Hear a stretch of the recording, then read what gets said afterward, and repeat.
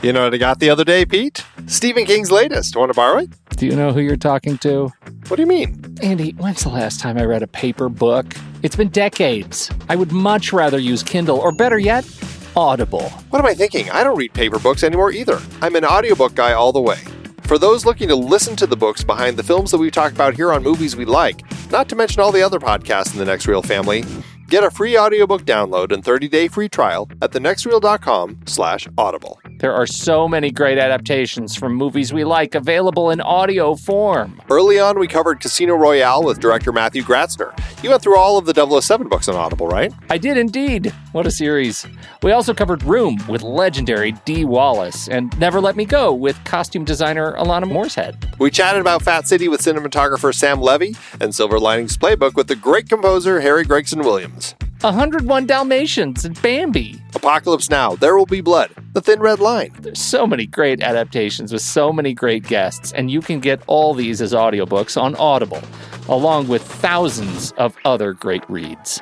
Producing this podcast is a lot of fun, but it does take a lot of time. We have already dropped the dynamically inserted ads because they are so annoying and have no connection to our content. Plus, they just jam those things in wherever they see fit. We listened when you said you didn't like them. So now, we're directly appealing to you, our dear listener. Please consider an Audible subscription to help support Movies We Like and the Next Reel's family of podcasts. I've been using Audible along with my family for decades now. I love it, and I've read hundreds of books through it. Couldn't be more pleased with their service, and I know you'll love it too. Head to thenextreel.com/audible and get your free trial. It really helps us out. And you have a world of over 200,000 audiobooks open to you. So much great material available. Dive in with a free trial and get your first free audiobook at thenextreel.com/audible. Start listening to amazing audiobooks of your favorite movie source material with your first free audiobook today. That's thenextreel.com/audible. Andy, I know you've never been happier than when you're sitting by a warm fire, snuggled up in a flannel and basking in the glow of an old-school budget spreadsheet. It is a special day I can shut down the world for a little me time. In a world full of applications, why do these antiquated documents and spreadsheets still run the world? And why haven't they been updated in over 50 years? That's why we want to talk about Coda. Coda is a new kind of doc that brings words, data, and teams together. It comes with a set of building blocks that anyone can combine to create a doc as powerful as an app. Coda runs our entire business here at True Story FM, from show scheduling across dozens of podcasts and scripts for thousands of episodes, to budgets and plans and wikis and more. Coda lets us see our business in a new light. If you'd like to shine a light on productivity in your business and save money along the way, check out Coda today at thenextreel.com/Coda.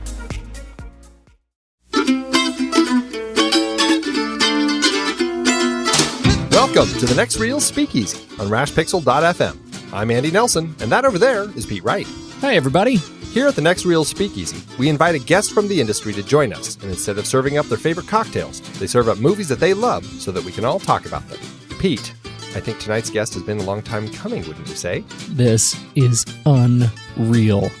We're going to have a very special guest. That's right, Pete. You are going to be talking with Andy Nelson. I'm going to be talking, I think the way you say that is, I'm talking to the Andes Nelson. Is it the Andes Nelson? I think it's the Andes Nelson. That's right. It's not just me. No, there are actually two of us here, and it's not a clone. It's going to probably get very confusing here in a little bit. Just so you know, Pete, according to IMDb, there are, I was counting again. I think it's closer to like 20 or so Andy Nelsons working in the film industry. I have the status of being number 8 on the list. I think it's kind of according to when you signed on and put yourself in there, except for people like who we're talking to. This is, of course, Andy Nelson number 1. The re-recording mixer, Andy Nelson. That is correct. I think we should start a series of all the Andy Nelsons. That should be in order. A whole podcast in and of itself. This Week in Andy Nelsons. That's right. So Andy Nelson, he grew up in London, and pursuing his love of film, he started working as a projectionist at the local cinema at the age of 16. Already putting music to his 8mm films at home, which was a sure sign of things to come. He then started an apprenticeship in a local documentary film company, and he was eventually accepted into the BBC film department. By the late 70s, was in the mixing seat. The next stop was an independent studio in Soho, London, where Andy handled many music projects, his other great passion, and was introduced to the world of features when working with the late Ken Russell. And then in 1983, he moved to Shepperton Studios, working again with Ken, Nick Roeg, and Stanley Kubrick, to name a few. In 1987, he was offered the position of Director of Sound at Filmhouse in Toronto, and that year won a Genie Award for Dead Ringers and garnered his first Oscar nomination for Gorillas in the Mist. It wasn't long before he was lucky enough to be offered a position with Todd A.O. Studios. Working in Stage A, the legendary sound room in Hollywood, allowed him the opportunity to mix for Steven Spielberg, Brian De Palma, Adrian Lyne, Warren Beatty, Alan Parker, and many, many more. In 1999, Andy moved across town to Fox Studios, where he's worked as a sound mixer for 20 years and also serves as Senior Vice President, Sound Operations. He has 21 Oscar nominations and 2 wins for Les Mis and Saving Private Ryan, 15 BAFTA nominations and 5 wins, and 21 Cinema Audio Society nominations with 3 wins, La La Land, Les Mis, and Saving Private Ryan. In 2014, he also received a Career Achievement Award from the CAS for all of the amazing work he's done throughout his career. Needless to say, if you've seen any of the films Andy has mixed, you have heard awesome sound. Welcome to the show, Andy Nelson. Thank you very much. Happy to be here. This is positively mind-blowing, and I feel like we have to say why. Now, first of all, in the context of this show, we've been trying to get you in this particular seat for, I think, a couple of years at this point, it feels like. And so it's a long time coming there. But you have to know, Andy, we started cheering for you together in college in 1995. Lord. I know, right? We have been talking about you behind your back for 25 years, and Andy before that. I don't know what you do with that kind of information, but I feel like you need to know it. It's daunting, to be honest. Well, it's just very funny because you have been the endless supply of jokes for me when I'm watching the Oscars with friends or family or whoever it is. And I remember very distinctly the very first time watching the Oscars in high school when you were nominated for Gorillas in the Mist. And I was like, that's Andy Nelson. What? And I called my friend to tell him, and his mom answered, and she's like, oh, well, congratulations, Mr. Nelson. Oh, my. It's like ever since then, it's just been this endless supply of jokes. So That's so funny. Wow. Well, I was a deer in the headlights of Gorillas in the Mist, as you can imagine. I was. I can tell you a very quick story about that, if you like. Absolutely. I was mixing actually in Toronto. I'd moved from London to Toronto to a studio there, and I'd finished the first film I'd done there, which was Dead Ringers for David Cronenberg. great movie. And it got released, and it picked up a Genie nomination, which is the Canadian, Academy equivalent for their film awards. And I was very excited by this, of course. And a couple of days later, the phone rang, and it was Stuart Baird, who was a picture editor in England, who had cut Gorillas in the Mist. And I picked up the phone, and he said, "Andy, congratulations." And as he's saying it, I'm thinking, how does he know about the Genie Awards? Because it was new to me, because I'd never heard of them when I was in England. And he said, "Yes, it's myself, and it's Maurice Jarre." And then suddenly I realized he was talking about Gorillas in the Mist, and I had no concept of an Academy Award nomination in those days, no concept whatsoever. So I was flying high, because that was 2 in a week, one for the Canadian and one for the American. And so that was, and then going down to the show itself, I was living in Toronto, and my wife and I flew down in March, it was then, I think, and it was snowy in Canada, and a beautiful blue sky here in Los Angeles. And we were just like kids. We didn't know, we checked into the Sunset Marquee. The studio put us up at the Sunset Marquee. We went out. We only had time to quickly change and go out and grab a little bit of lunch. We went and sat by the pool, and at the next table on one side of me was Bruce Springsteen, and on the other side was Gene Hackman. Oh my gosh. And I said to my wife, "Well, I guess we've arrived." And what a ride it's been for you. I mean, it's been you've been keeping yourself quite busy over there ever since you did arrive, and certainly making a lot of people happy and a lot of ears happy. I didn't necessarily have sound as a skill that thought I was going to make a career of. When I started back I left school when I was 16 and went to work in the cinema. as a projectionist. And the first film I learned to thread was Midnight Cowboy, 1969. Wow. And the rival theater down the street was showing Easy Rider. So it was a great year. That was Butch Cassidy and the Sundance Kid. There were some great movies that year. Anyway, but I didn't know what. I'd started when I was 14 making Super 8 movies at school. And I couldn't wait to leave school. I was done at 16. I was in the music room or I was on the stage learning about lighting. The last thing I was doing was sitting in lessons. I was ready to move on. And so I went to work as a projectionist. Had no concept of how movies were made, really, other than what I'd shot on my little 8mm camera. So as they were teaching me to thread the film and to get the arcs set up correctly on the projectors, I just watched these movies unfold and adored it, but I didn't know what I wanted to do. So sort of jumping forward to all the in-between pieces where I went to work in a documentary company and joined the BBC in London. And that's where I kind of got more into sound work. But it was really by default because I picked up a recorder that in this little company that people didn't know how to operate. And they said, can you learn how to switch this thing on and plug a microphone in? And I said, yeah, I'll have a go.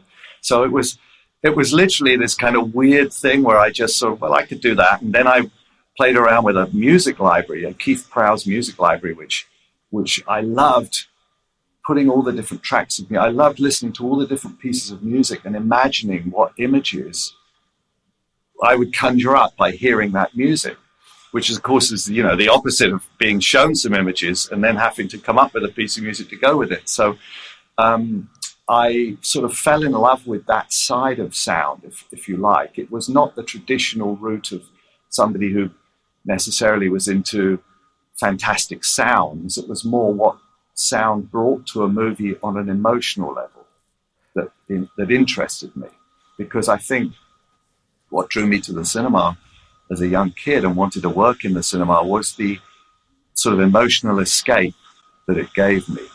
I could leave my little street in the west side of London and go and suddenly watch a movie that was flying over the Alps, or watch James Bond shaking his martini and just sort of fall in love with the notion of all these different amazing places in the world to go and see. And so I think I was drawn into it on a very emotional level, and sound just sort of came out of that, if that makes sense. Do you remember when you realized that this wasn't just a gig that you fell into, but it was a gig that was a career? Well, I think I began to really understand it and take it seriously when I started mixing at the BBC and was working on some of the dramas and some of the documentaries and some of the TV shows where I actually started to really connect with the different directors and the different editors that would come through the studio that I was working out of. I was really an assistant, but the mixer I was working with was a wonderful guy who taught me an awful lot, but he also was an antique dealer on the side. So he would take every opportunity to go off and sell some clocks and watches and leave me to mix the TV show, which of course I was delighted. And by the way, the clients were also delighted because they knew I was interested in doing it and didn't want to go and sell clocks and watches. So in a way, I had a great sort of baptism of, or an awakening, if you like, at that point where I felt, okay, yeah, I like this. This is cool. This is fun. I did a little bit of location work early on, and I didn't like that so much because I felt more comfortable when I was in a sort of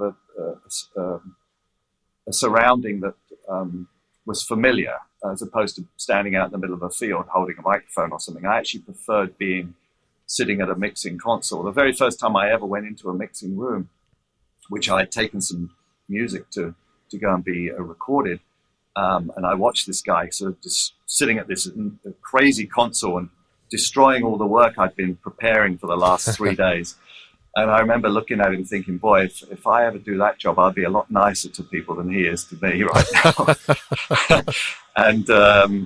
But I enjoyed that environment. So when I got to do that at the BBC, I think that's when I started to really sort of embrace that and look forward to it. And then I went to an independent studio in London, and that's really where I got my big break, because that's where I met Ken Russell.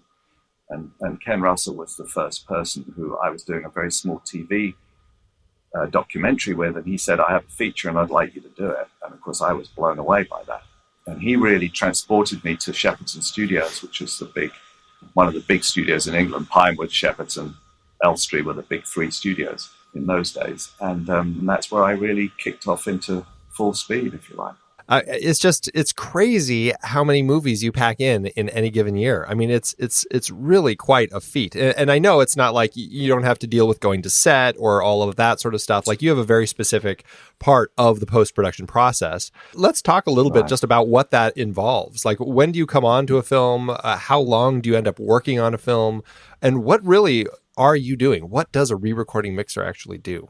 As far as coming on to a film, I'm normally working on a film, average, I would say,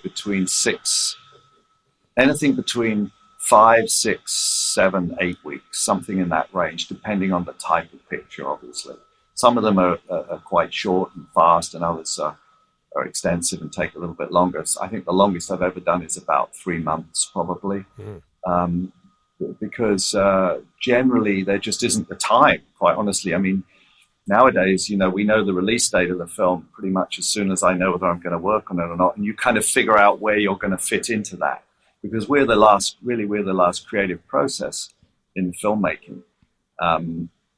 Simultaneous to us is the color timing, the DI work, but really we're the last sort of process before the release date. So you can look nowadays at a release date, back up roughly 4 to 5 weeks and say that's really where we've got to be done. And even if you get a schedule that says it's going to be earlier, 9 times out of 10 it slides around and falls into that later spot, because films are done very quickly these days, and the schedules are very tough. So and then as far as involvement goes, I love to be involved as early as possible, just because I want to get to know everybody. Now, if it's somebody like Steven Spielberg, who I'm just can't believe that I've just done the 18th. I think it's the 18th film with him. Holy cow!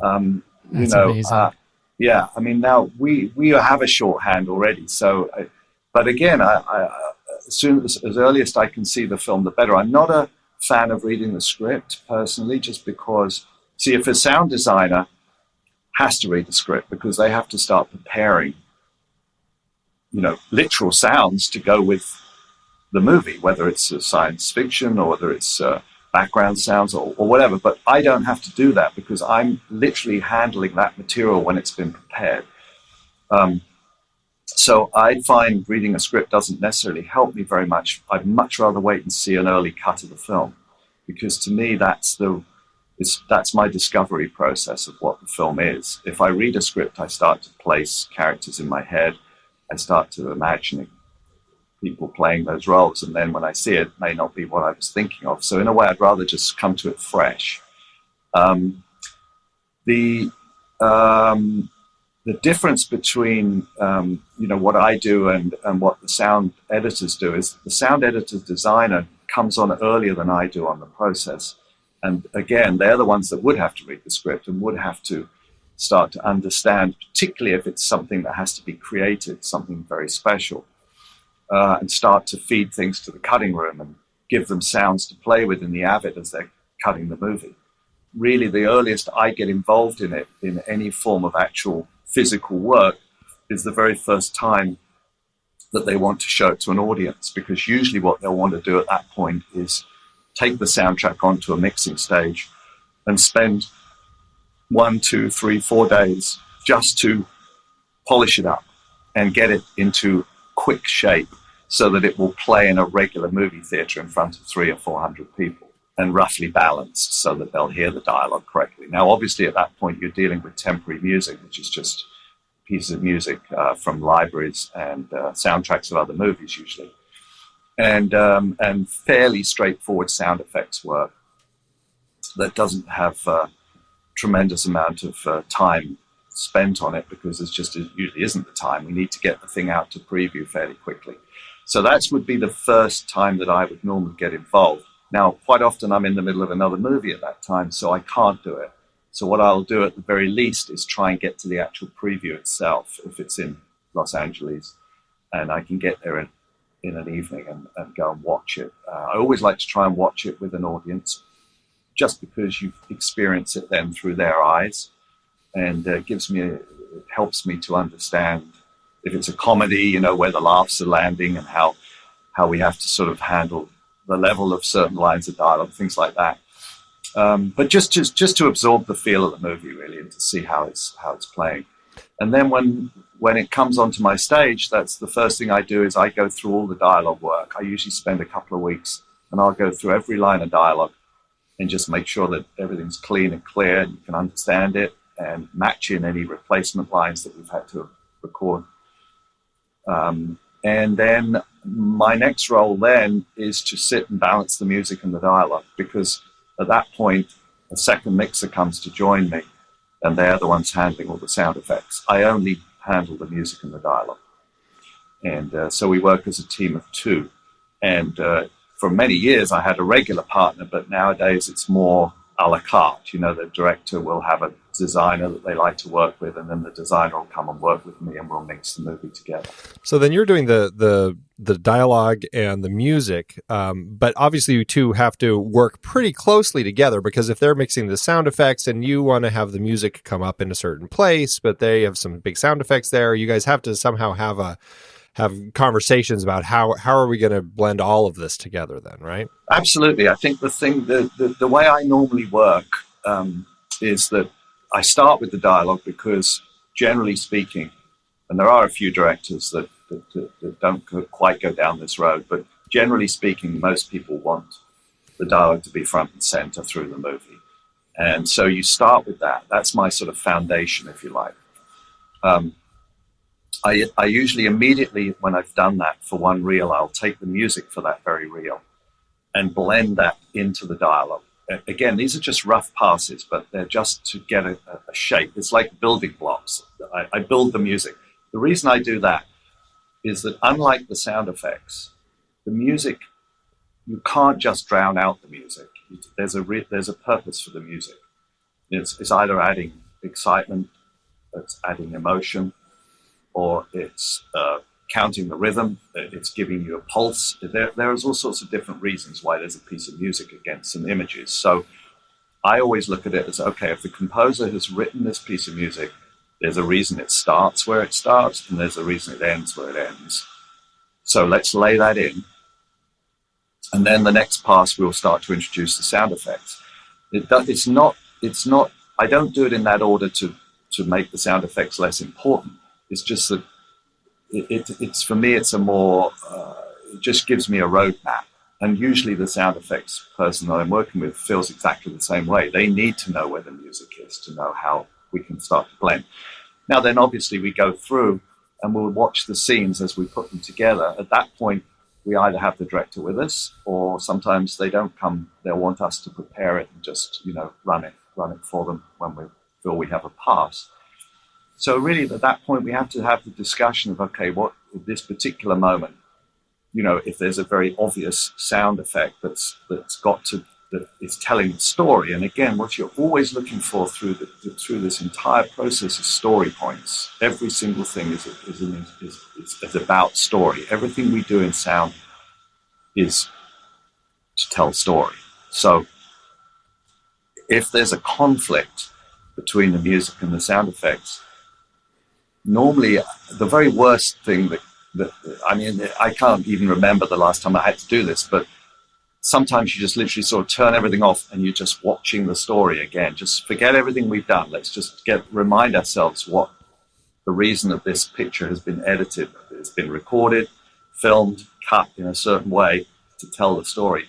What are we telling the story with best? Oh, okay, I get it. Those sound effects there are very, very important because they're key moments that for character. I'm going to have to underplay the music more so that we can get all those sounds through correctly. Or the opposite happens and you go, the music is providing the emotion, the sound effects don't have to dominate in this moment. So we kind of make those decisions as we go through, and often the director will be with us, and clearly then we have somebody who's going to be very vocal in the decision making, and that's great. I love it. I mean, I personally love having a strong director with me who's you learn so much. I learn something every single day from every director I work with. How's Spielberg? I bet he's a bossy one. He is unbelievable. The man is so intuitive and so extraordinary. He's so laser sharp in picking things up that you sort of hit your forehead and go, "Oh my God, I can't believe I didn't see that moment," or understand why we cut to that shot at that moment, and then he'll explain something that will become incredibly clear. I mean, what I love about Stephen is he's one of those that will let us do our pass, and he'll come in and watch it. And it's so good because he doesn't obsess about any of the moments that are working, which a lot of people do. He'll go straight to the bits that aren't working, and we'll go to work on those. And I love that about him. He's so intuitive in that way. When you reflect on your work, and I'll say specifically of Spielberg, but you're on Star Wars Episode 9 coming up, which is in pre-production now. When you are working with directors again, what is it that you find these directors are looking for in you? Right? What is your particular skill set that makes you the right fit for them and right for the movie? Wow, gosh, that's a tough one. Trust is very important, I think. Sort of confidence, but still a complete willingness to try anything and go in any direction. I guess an understanding of story and a willingness to tell it the best way we can, not to over dramatize the event. Maybe I don't know. It's hard to talk about why somebody would pick me. It's a hard topic for me to talk about, but I think it's just it's a comfort in the team that you kind of grow. And I think that a lot of the directors I've worked with, repeat directors like Alan Parker and Michael Mann, obviously, and it's that sense of just they don't have to get to know me. I think they know me already. So in a way, it's like check one thing off the list and just jump in. There are already so many people on a film that having one that you can trust and knock out early is probably pretty nice. I think that's a big part of it. Yeah, I mean, I did a lot of films for Jeffrey Katzenberg when he was running DreamWorks Animation. I did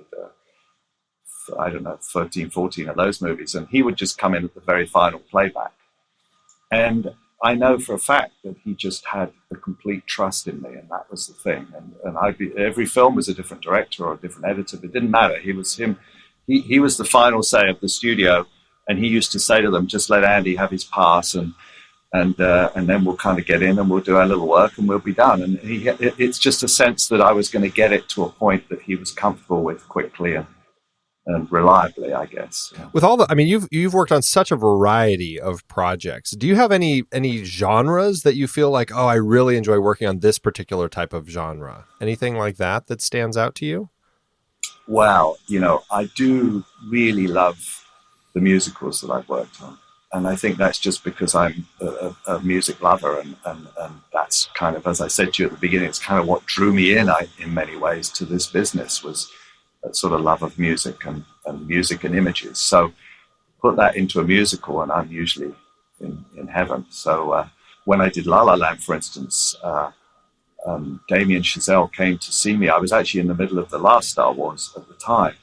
And he came to see me because of the work I'd done on Les Miserables, which was all live vocals. Yeah, and right. That was a tremendous film to work on for that reason alone. It broke ground in many ways. It was literally sung live from top to bottom, apart from the very first shot in the movie. Right. Yeah. And had never been done before. So he came to see me and talked about La La Land, which I was very excited as soon as he told me about the film. And I think I get more excited about those types of pictures than anything.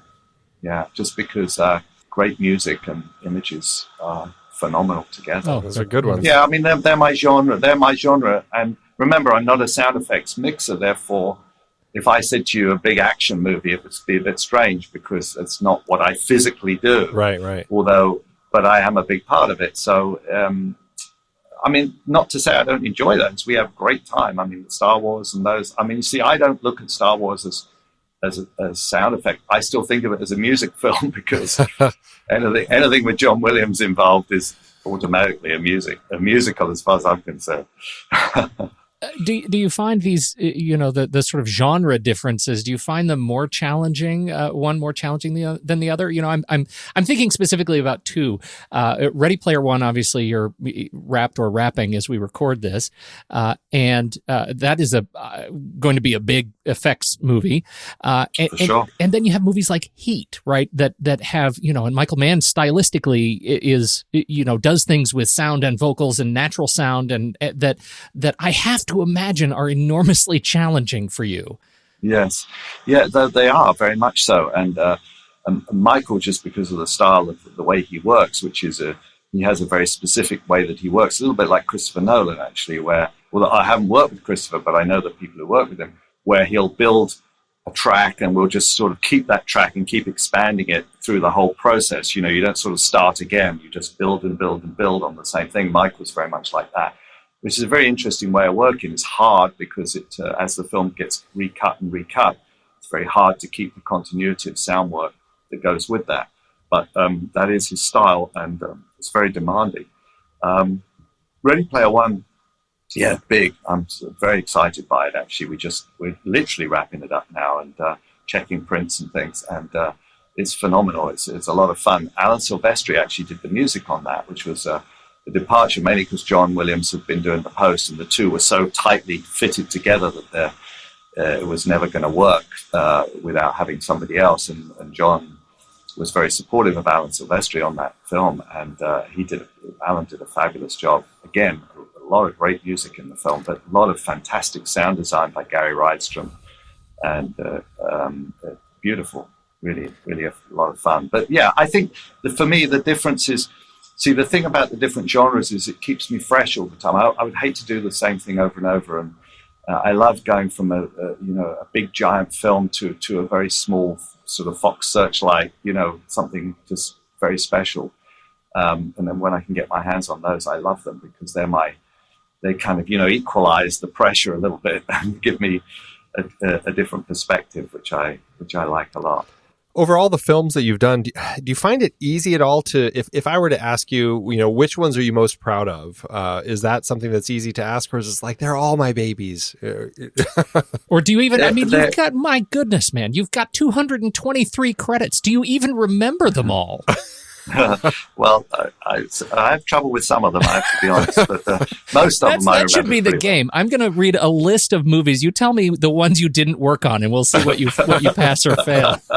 Oh gosh, can I have a drink for everyone I miss? There you go, the new drinking game. Here's the thing: when somebody says to me, "What's your favorite type of music?" I have no answer because it's mood dependent for me. I can listen to jazz, I can listen to a lot of classical, and some really great rock. I have no choice that's one choice.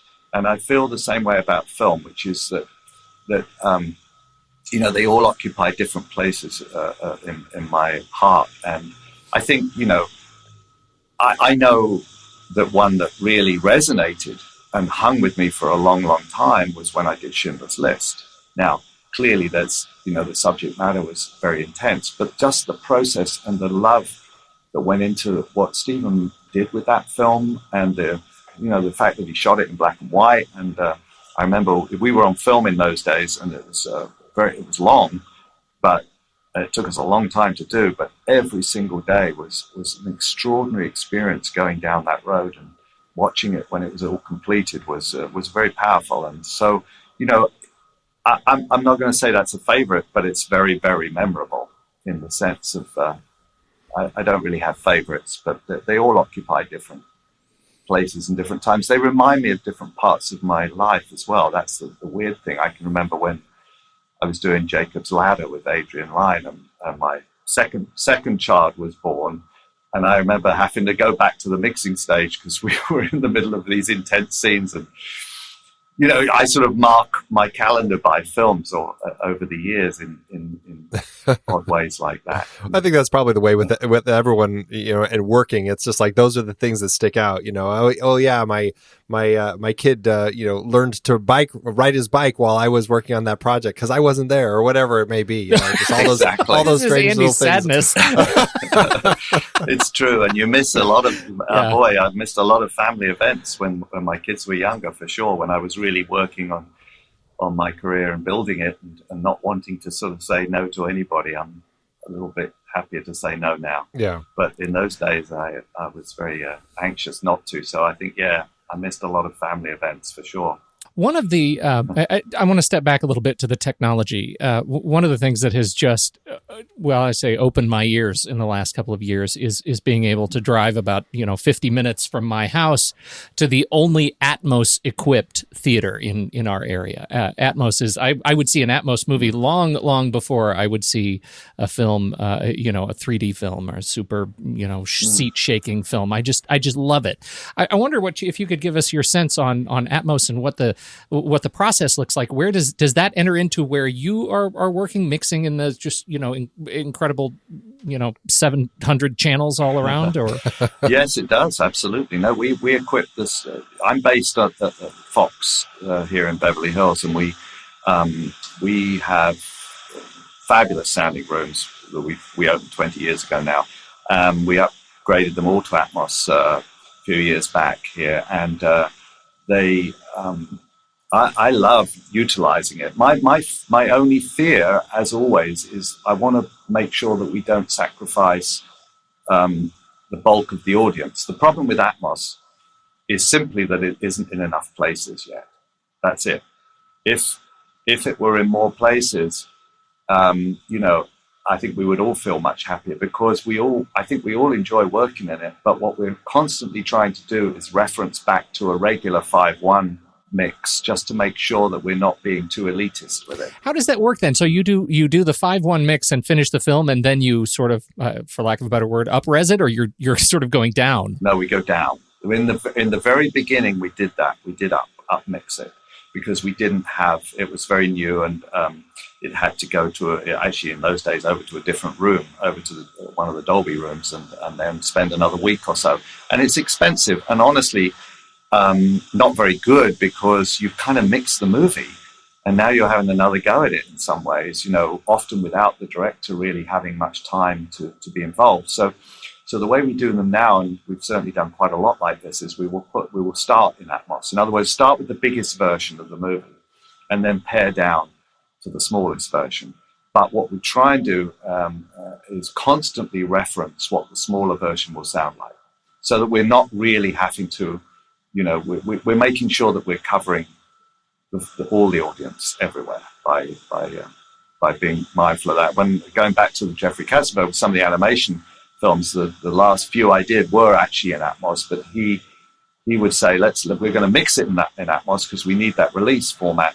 But we'll really pay attention to the 5/1, which is really what 90% of the audience are going to see or hear, and we still do that now to a degree. I mean, with Ready Player One, we mixed in Atmos, and we were Gary and I would constantly just check things out, make sure they were still sounding great in 5/1, and they were. So, you just got to be a bit mindful of that, I think. That's all. Well, I'm very excited for the Atmos release of Ready Player One in particular. That's what I'm going to make the drive for. Will it be worth it, please? I hope. Absolutely. Okay. I yes, it absolutely will. Well, I mean, the thing about Atmos, listen, I did La La Land in Atmos. And the reason I did it was, there were no big giant effect sequences in La La Land. But the difference in just the sonic quality of the music is phenomenal because the full range surround system, which you only have in Atmos, really makes the music sing. And I always mix a little bit wider. I usually spread the music just a little bit wider in Atmos. And so you just get a sense of this sort of, the screen feels bigger all of a sudden, There are these the release of, Logan, for example, that came out in black and white. They have these black and white things. La La Land has such a classical sort of aesthetic to it. I almost feel like you should down-res it to just stereo and black and white, and maybe add some grain to it. That's the perfect view of La La Land. I'm sorry, Andy. Well, we started La La Land. It started as an old-fashioned title, if you remember. Yeah. We kind of started in mono. Yes. And then we opened it out into stereo. We did the reverse of what you're saying.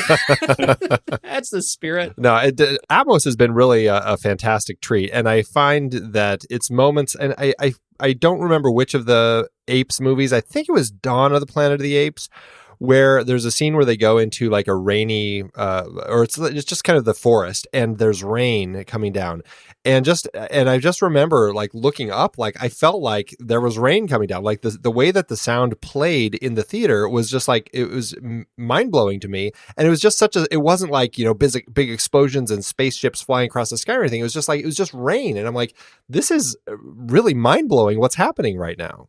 I remember that sequence well, and we were having a lot of fun with that rain. But here's the thing: I tell you what's interesting about Atmos is that it is more effective in the quieter scenes, actually, because Sure. once you start to fill a room with a lot of sound, you lose sort of directional sense in a way. You're just filling the room with a lot of level. But when you go into the very quiet moments, and then you place something right above your head or to one side, it's so much more effective. There's a couple of trailers that Atmos have that Gary Rydstrom did, one of them, which is a little leaf that blows around the auditorium. Yeah, Right, yeah. Right? And he designed the sound for that and mixed it. And that is the most effective use, I think, because there's a loud trailer that sounds amazing, but it doesn't have anything like the charm of that leaf blowing quietly around the room, which really tells you everything about the sound system that you're sort of experiencing. Well, and to your point about, I remember my experience at it was one of the last, maybe it was the last Star Wars movie I saw in Atmos. It was when the fanfare opens up, and I was sitting in one of the adult sections. I was drinking a beer and doing my thing, and so the rest of the theater I couldn't see down below my feet. And I remember thinking, how do they do that? That feels like a live orchestra is sitting right down below me, and they have placed it so perfectly. I feel like I could look over there and spit on a cellist. It was amazing. Well, that opening is like, you're talking about the very opening fanfare, right? Yeah. No, I when I did Force Awakens, it was actually quite funny because both J.J. Abrams, who I adore, and the producer Brian Burt were both, every time I would play it, they'd say, "Can we just turn it up just one more tiny bit, just tiny bit?" And I'd say, "Okay, we'll just come over." And then we got it to a point when it was just like bang, it just came in like that. And then everyone was just thumbs up and excited. And then one of them turned to me and said, "Any chance it can go up just a tiny bit?" I said, "No, you're insane. We're done. It's as loud as it can be." And I actually had people comment to me afterwards about, "Boy, you hit that first note really hard on that film." But it was like the orchestra was in the room. It just flew out the screen at you, didn't it? Oh, it's just stunning. Everybody in the audience, your blood is coming out of their ears, but they're cheering and crying, man. So you win. So it's all good. You're absolutely right. And in fact, it's funny you say that, because I was worried that I had pushed it a little bit too much. And I went to the premiere and the cast and crew. And of course, as soon as the logo came up, everyone started roaring, and you could even barely hear the fanfare. So I thought, I don't know why I was worried. Right. It's Star Wars. Yeah, you don't need to worry about It's that. Star Wars. Everyone's cheering. Well, I suppose we should jump into this movie that we're here to talk about. We invited you to join us to talk about one of your favorite movies, and you picked a really magical little film from 1983 that Bill Forsyth wrote and directed called Local Hero. I love that film. It's my go-to film. When I left the BBC early 80s, and I went to this studio in Soho in London, which was my first sort of break really into that world, freelance TV, small movies. They had just finished a tiny film called Gregory's Girl at that studio, and the guy that ran the studio who hired me was very proud of this film, and I saw it and I loved it. And so I remember walking into the studio thinking, "Oh, I'm going to work in the same studio that did Gregory's Girl." It was like a real buzz for me at the time. Now jump forward to when I am in Toronto and I get a call and it's from Bill Forsyth, and he has a film that he wants me to mix in Toronto, can you believe? And they flew over. He and the editor flew over, and I did this film for him. It was not the greatest of movies, I have to say. It was called Breaking In with Burt Reynolds. But working with Bill at the time was an absolute delight. I mean, he was such a sweetheart. And I told him then how much I had loved Local Hero, which I didn't obviously get to work on. That was done at Elstree Studios in London. But how much it meant to me, because he had a way of capturing the most beautiful, subtle humor moments and emotional moments, which I think that film encapsulated. And for me, Local Hero has always been the film. As soon as I hear the first couple of guitar notes from Mark Knopfler, it takes me right to that little village in Scotland. I can't think of a film that has such an extraordinary sense of place as that film. It just, for some reason, it's always been my go-to film. And if anyone ever says to me, what's your favorite film, what's your favorite, I always say Local Hero. And they always look strange and say, well, we imagine you'd pick some giant sound movie or something. So no, because that's not where my heart is. My heart was in the romance and the chemistry that this film had. The end of that movie, to me, is the most heart-wrenching ending. When you cut to him walking out onto his deck, having come back to Dallas, and he stands out and the night sky's there, and he's back in his apartment, and then he hears, you hear the phone ringing, and you cut to that phone box back in that little village. It just makes me, it just breaks my heart every time I see it. It's such a powerful, simple piece of storytelling that Bill just made a beautiful movie, and to me, it's I love it. Well, and it's an interesting film because I had never seen it before, and you said you wanted to watch this, and this was like probably 2 years ago when we first started talking. And so I watched it, and I was like, well, that's an interesting little movie. That is not what I would expect coming from him. Not at all. Where's the sound? No, but then I watched it again just recently, and I felt like it clicked for me. Like this time, I'm like, I found so much humor in such subtle little things, just like, the fact that they cook the rabbit, the strange little punk girl in town who's just like, oh, he's different. Like when she's kind of falling for Peter Capaldi, you have these, the psychiatrist, right? The psychiatrist, the crazy psychiatrist, when he's out on the window and he's like putting stuff up on the glass there. It's like, who is this crazy man? You got the crazy the seamen who are debating, the qualities of the Rolls Royces versus the Maseratis. Like, it's just all these little moments that I felt like captured this sense of not necessarily just place. I definitely feel like he captures a sense of place throughout the film, but also just it felt like here was this storyteller who is capturing the details of life in a way that really kind of struck a chord, and I found it very touching in just all of those little moments that were scattered all through the film. The first time I watched it, I didn't get that. I really struggled whether or not he was trying to be funny. I didn't get a lot of the moments of comedy. I thought, maybe that was a mistake and it just didn't go over very well. Second time I watched it is just amazing. I mean, you're right. When you see the sort of punctuation, the coda at the end of the film of him alone in his kitchen on his deck, that is, and maybe it's because I'm suddenly a man of a certain age, that it is so resonant to me, that feeling of loss, absolute loss. And I think that's the thing. And maybe it resonates with me over the years more and more because I'm basically, born and bred in London, and I live in Los Angeles, and this is my home. This is where my family is now. I mean, I have no reason to go back to England, although I adore England and I'm very happy whenever I go back. I can't imagine going back to live there. But a film like that, it tears at me because that's where the roots are, in not Scotland specifically, although my wife is Scottish, but just that sense of identity and community and belonging to something. And that's where I feel that the end of the movie was so poignant, because he'd experienced that sense of a community and a family, and now he'd gone back to his life, which on the surface looks like the heck of a life with the Porsche, but actually it was completely empty and shallow. And I think it just catches me every time. And the little bits of humor. I know if you remember the two older guys at the Cayley, the dance, but when they're having a little conversation about the money, and one of them says about how much do you think it is, and the other one says a certain number. And then very slowly they start to jig to the music. And that's Bill Forsyth, because that was genius. Because that just you sense that they're trying to be just very cool about this whole thing, but actually they're incredibly excited inside. And I don't know. And then there's a shot where I think the vicar's standing outside the church.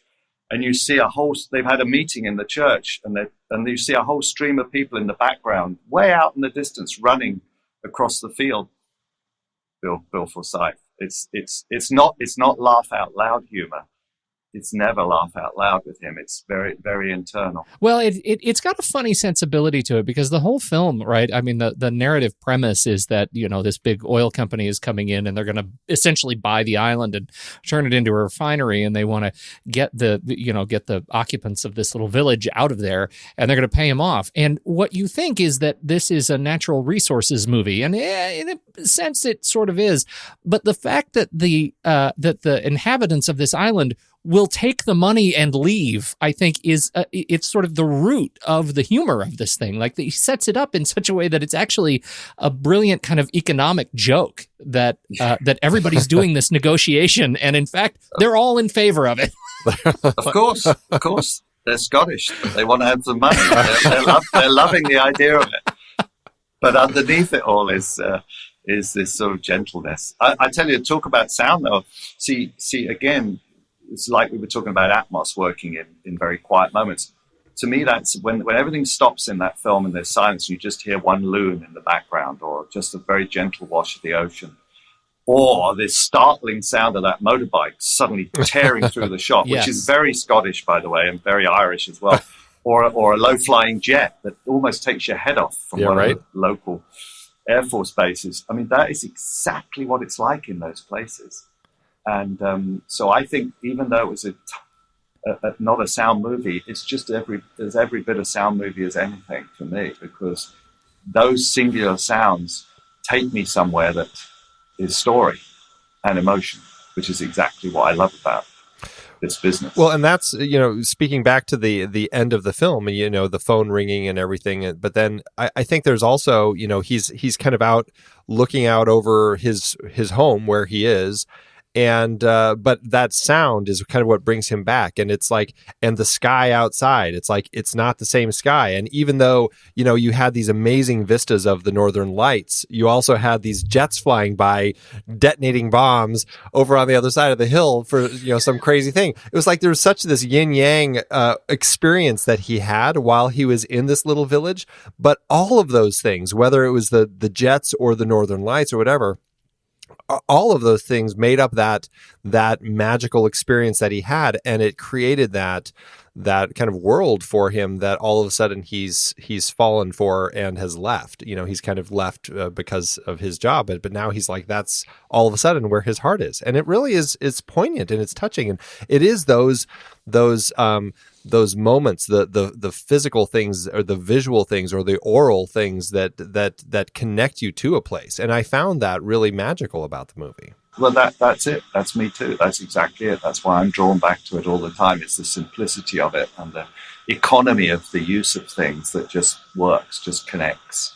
And I just think it's a very simple but beautiful film. And I knew you guys would find it odd. I knew it, but I thought, what the heck, throw it in there and see what you think.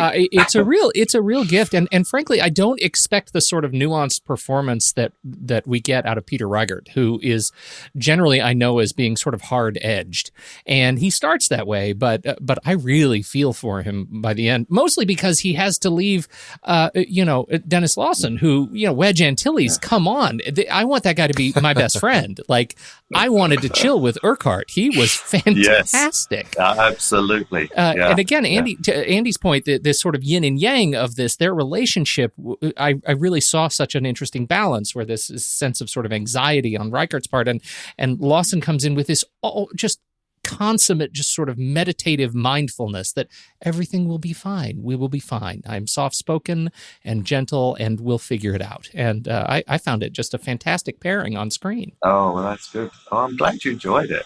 Very much. Glad. Yeah. Very Well, much. yeah, no, I as I say, it holds a special place for me. It is one of those films, though, that I feel like it warrants more than one viewing. Because, like I said, the first viewing, I was like, well, that was a peculiar little film. But it's taking it in more than once. And I think there are films out there. I mean, my favorite film is Brazil. That's just, for me, just a masterpiece of a film. I love watching what Terry Gilliam is doing there. But and I understand some people watch it and they'll watch it once and go, wow, that was a crazy little thing. And they don't really fully get it. And I do think that there are movies out there that, sometimes it takes multiple viewings to really start kind of clicking and understanding, oh, okay, there's a lot more going on here than I absorbed in that first viewing. I think it sometimes can take some time sitting with something. Oh, but don't you think that applies to art and music in general? Because I mean, I've fallen in love with pieces of music that initially I wasn't sure about, and over a period of time, it finds a place in me that I will never forget. And pieces of artwork do that as well. Oh, absolutely. Where you can look at something and walk away and come back again and look at it again, and then after about the fifth time, you start to really see something very special. And I think that to me is the making of anything that's really wonderfully creative with an emotional connection. I love Burt Lancaster in this movie, and I would love to get your sense of what his character is trying to say. I have a connection with him. Maybe it's because one of my favorite films is Network, the Patty Chayefsky film, and I think that movie has such a message around the sort of corporatization, industrialization of media. And in this case, we have an example of an executive, a corporate executive, and he's saying something. I mean, here's a guy who is into the phases of the moon and watching the sky and looking for signs and all of these things. What's your take on Lancaster's character? I think he's misplaced in the corporate world. I think he's got there through all the devices of his career, but that's not where his heart is. And I think he just runs a company, but has been yearning for a part of his life to come to him in a different form.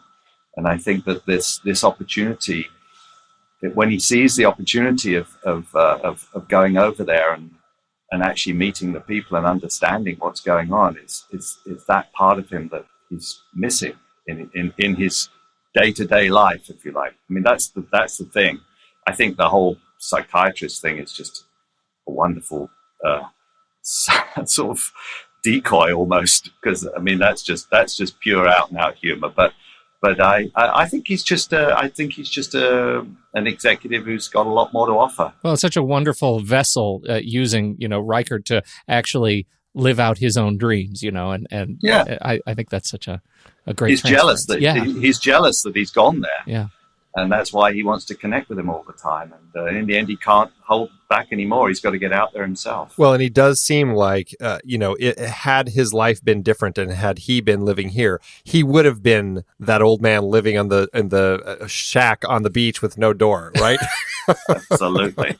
Absolutely. Yeah, just living in harmony with the ocean and the beach, and counting grains of sand, whatever. Absolutely.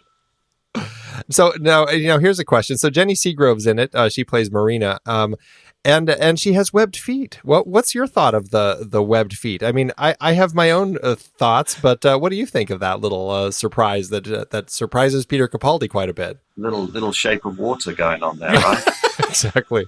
I don't know. Do you think she's got webbed feet, or do you think that's what he's seeing? I've never really come to terms with whether that's real or whether that's in his mind. Wow, I never thought of that. Yeah, that's an interesting perspective because looking at this film, I was like, there's this magical realism about it, but it's almost like without the magical side of it. It's not like we're seeing. It's not like Oh, what's that fantastic film, The Secret of Rowan Inish or something, where all of a sudden Selkies are appearing, right? Yeah. It's this has a little hints of that, but it never really goes into it completely. Never goes there. And so no, because I and so that's because I feel it's not necessarily real. I think it's just a longing or a sense of imagination. I don't necessarily think those moments are real. I think they're perceived. Well, and that's moments. a really interesting perspective, and I'm glad that you said that, because I was like, it's like the one moment that all of a sudden we're like, oh, we're hinting at something else that might be going on here, but she never really goes full Selkie or mermaid or anything, goes. and so no, not at all. So that's actually a really interesting perspective, and I'm going to have to think about that a lot more now. So I wish we could call up Bill Forsyth and ask him. Right, what were you thinking? Right, yeah. Very interesting moment, but I love her in it. I love the really quirky and quick relationship that she and Oldsen have in the film. Just kind of the love on the beach that they have, and just the way that their relationship shapes and ends and everything. It was really kind of a touching little kind of a thing that they have going on here. I enjoyed that. And also I love the relationship with the I can't remember the character's name who runs the bar, the Dennis Lawson character. Urquhart, yeah. yes, him and his wife as well, and just the sort of they're always at it, the pair of them, as much as but it's completely okay, and yet and again our character's not really. It's so different from his life back in Texas that it just seems out of place and yet completely normal and ordinary, and that's why he falls in love with her, of course, and their relationship he's envious of and wishes he could swap. And I just it's very sweet. Well, even the way that particular relationship ends when Urquhart's like, oh, why, she's upstairs, why don't you go say goodbye to her? She's like, no, that's okay. Just the way that closes. I'm like, that was actually really, it ended in a way I wasn't expecting, but it made it all the more touching because of it. Yeah, no, the whole helicopter ride out is so special. Yeah, with that music swelling. Yeah, good really, stuff. It's fantastic. I went to see Mark Knopfler play in the mid 80s, just after that movie had come out, and I actually went to see Dire Straits at Wembley Stadium. And at the end of the show, he actually sat down on the front of the stage. The lights came on, and the roadies started clearing up all the stage. And he sat and played that theme on his own, just with his feet dangling off the stage. It was so incredible. I can only imagine just how magical that would be, I can still see it now, yeah. And this was his first film score that he did, which, I'm glad he started somewhere, because that gave us The Princess Bride eventually. It's some great music that he's given to some films. So I wish he'd do some more. I think he's so talented. Love listening to his music. This was a film that it was quite popular. The BAFTAs, it had 7 nominations. Bill Forsyth did win for Best Direction, and then the other 6 it was nominated, but it lost. Best Cinematography lost to Fanny and Alexander, Sven Nykvist. Best Editing lost to Flashdance. Best Film lost to Educating Rita. Best Original Screenplay lost to The King of Comedy. Best Score lost to Merry Christmas, Mr. Lawrence. And Best Supporting Actor, Burt Lancaster, he lost to Denham Elliott for Trading Places. So there's some in there that I would say I could agree with, and some I'm like, like Burt Lancaster or Denham Elliott. I'm like, oh boy, I would have picked Burt Lancaster over. I love Denham Elliott. His part in Trading Places, it was pretty funny, but definitely Burt Lancaster for me would have been the choice. And shame about the score as well, because I think the score has lived on. Truly. Tremendously. Yeah, and I haven't seen Merry Christmas, Mr. Lawrence, so. I don't even know who the composer was. I think it was Ryuichi Sakamoto. Bill did win Best Screenplay at the National Society of Film Critics and at the New York Film Critics Circle. So, I think there were people that were recognizing that there's something with this film that made it stand out a little bit, because it has something special going on here. I think it's like a fine wine. I think it ages beautifully. Well, and there are 2 brilliant elements of trivia that you just have to know. The first is simply that asteroid 7345 Happer is actually named after Lancaster's character, and it was Lancaster's wish to have a comet named after him. But the other is actually sign that you're in great company. This movie is not just your favorite film. Oh, yeah. It is also Al Gore's favorite movie. Oh, good Lord. There you go. Wow. Wow. I don't know what Is kind of that response I expected, but that wasn't it. No, I'm not. I wasn't expecting that name for some reason. But hey, you know what? I'll take it. It was all good company. I shook his hand at the Oscars. Did you? Oh, Yes. How about that? Very good I company. did. I got to meet him a few years back. Well, now you have something new to talk to him about when you see him again. If I ever see him again. Andy, would you please run through the numbers, sir? How did it do at the box office? Well, Bill Forsyth had a budget of £3 million, or just under $4.5 million when you convert it to the US dollar. And that is about $10.7 million in today's dollars. The movie premiered here in the States on February 18th, 1983, opposite everybody's favorite, The Sting 2, The Lords of Discipline, and Lovesick. It was a limited release, though, and had a slow rollout, not really hitting its stride until about week 10, when it finally was pushed back into nearly 200 theaters. The movie was never a big hit, but it did find its audience, making $5.9 million in the U.S., which is $14.2 in today's dollars. I couldn't find any international figures, but I know it released in theaters around the world. Regardless, Forsyth's small charmer made its money back and landed with an adjusted profit per finished minute of $31,678. Made some money. It did make I some like money. hearing that. It did make some money. I'm glad to hear that as well. All right. Now we get to the fun and games portion of our show, which I hope you will permit us. Of course. This is there's a website called flickchart.com, which allows us to prepare a sort of stack ranking of all of the movies that we have talked about on this show. And our general method here is Andy will go through, usually it's about 7 to 10 pairings, give or take a few, and it will pair this movie with another movie that's somewhere on our list that we've already ranked. And so over the course of these rankings, we'll just pick our favorite, and eventually Local Hero will land somewhere on our list. Okay. If there's a movie that you haven't seen, then Andy and I will duke it out. All right. Okay? All right, Andy, where do we start? So first up, we have a Speakeasy battle. This is another film we talked about. It is Local Hero or Fat City. A little John Huston action going on there. Local Hero or Fat City? Yeah, I'm I'm going going to give this one to Local Hero. Definitely. Next up, this is just a fun one to throw at you. Local Hero or Live Free or Die Hard. Local Hero. Oh, That is a tough one for me. How would you even rank that? It is. We call that a Flickchart hate crime because Flickchart has no sense of genre or period or tone. Really? It just anything. you It's are tough. alone on a desert island, and all you have is a TV and 2 DVDs. Which one are you going to put on first? Well, I'm going to put Local Hero on first. Oh dear, I think I'm a Live Free or Die Hard guy. yeah, I'm going with Live Free or Die Hard. I just I love that film so much. But it's a principled loss though. It is very All right, much. Okay. what's next? Next up, we have Local Hero or The Wind Rises. A little Hayao animated Miyazaki. treat from Miyazaki. Oh, I'm going to be Local Hero on this one. Local Hero for me. I like The Wind Rises, actually. Really? Look at that. Yeah. Well, we're both going with Local Hero, so it takes it. Okay. Good. I'm good with that as I'm well. sure you're fine. Well, that puts Local Hero at 129 on our chart. So there you go. It did pretty well for itself. Yeah. That's a good place for it. You know, have you this movie? I couldn't watch this movie and not bring up The Dish. Have you seen The Dish, Andy? Australian film.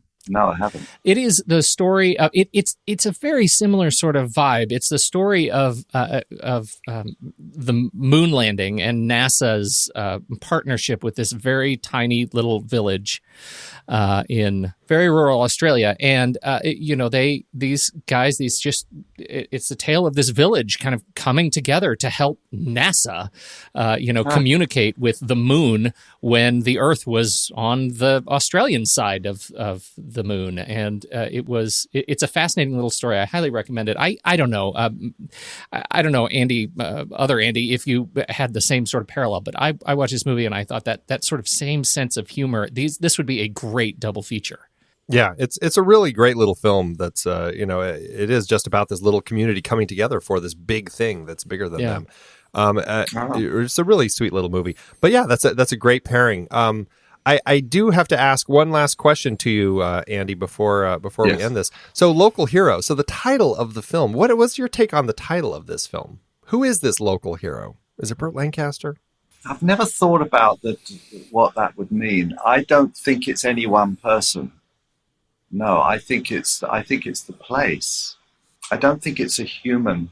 That's interesting. That's a very interesting take on it. And I can see that. I don't think it's any one person, no, because it's not about that. The whole point of the film is the sort of community. I think it's more the place, if that makes sense. It's really a fascinating thing. I almost, I was thinking about that question going into the second watch this morning, and it almost feels like, to me, local hero hit when he went home, and the local hero part was not him on the island. It was him going home. And I guess I was filled, as much as I was filled with that sort of heartbreak and dread for him, I was also filled with maybe it's contagious. Maybe he will go home and live the kind of life and bring that kind of thing back to his life. That's the only way I could end the movie and not be really despondent. Yeah, no, I agree with you. I always imagined he just goes back to the village. Sell a Porsche.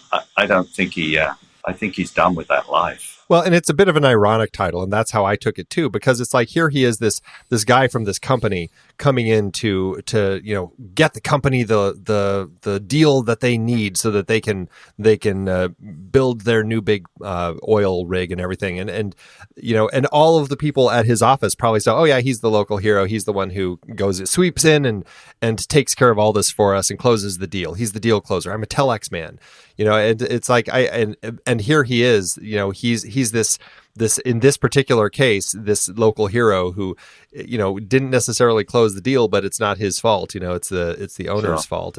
And I think there is a little irony in the title that, in a way, through this whole process, he kind of did end up saving the village, which was this magical place that really nobody should have been leaving.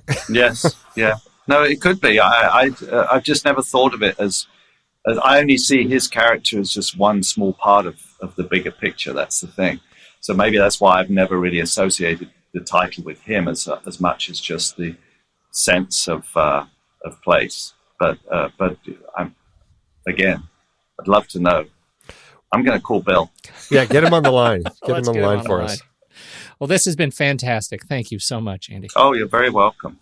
Very welcome. It's nice to talk to you. It's great having you on and just getting to chat about this movie with you, something that you're passionate about, not just the film, but also just sound in general, and just the idea of the world of sound, the sound mixing and finding the right way to tell the story and how important the story is in the sound. I think that's all such a valuable lesson, just like how story really is the crux of all of these departments. Everybody who's working to tell the story of the film, it all still comes down to story, whether it's the cameraman or the re-recording mixer, whoever it is. That's really the heart of the job.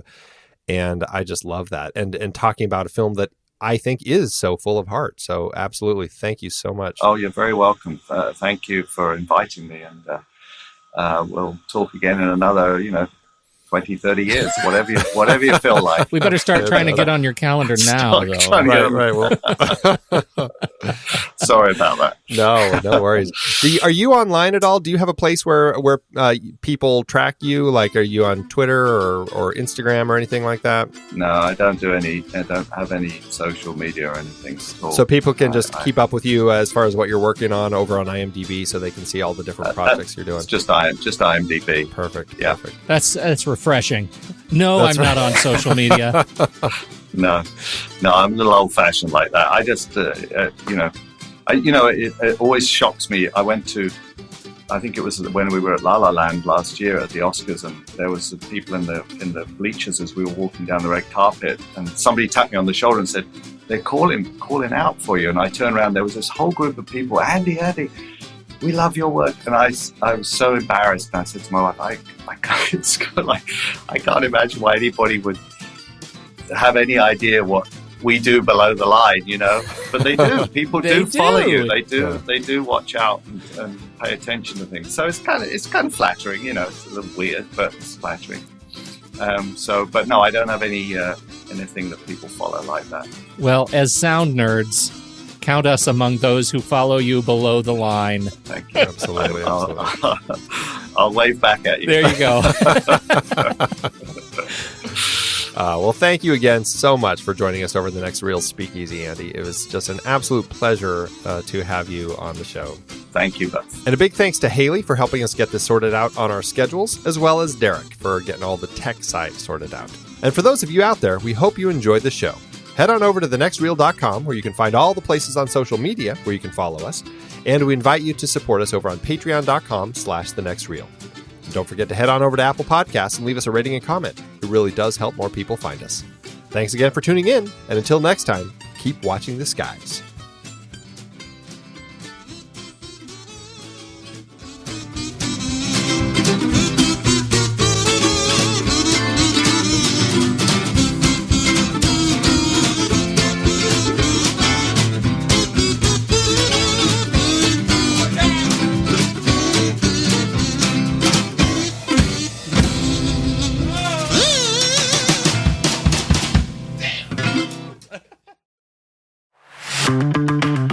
It's hard to believe that we have been having in-depth weekly conversations about movies since 2011. So many great conversations over the years about so many great movies.